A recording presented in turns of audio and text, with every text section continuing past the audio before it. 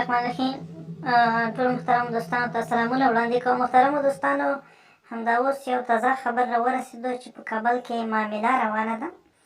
خو مخکې له دې نه چې همدا درته ووایو چې څه معامله روانه ده، زموږ کوم چینل چې ده هغه در سره سبسکرایب کړئ، ځکه چې موږ هر وخت اپډیټ یا تازه معلومات تاسو ته وړاندې کوو.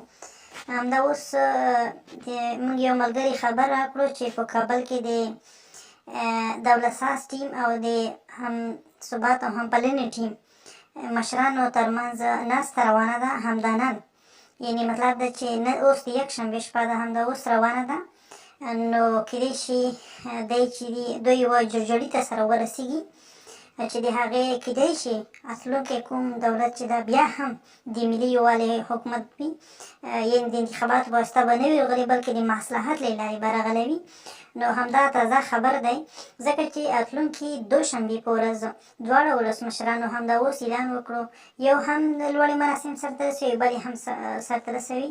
نو موږ سره پاتې شئ، زموږ چینل سره سبسکرایب کړئ، موږ تازه په تازه معلومات تاسو درکوو. تر بیا پورې د خدای په امان.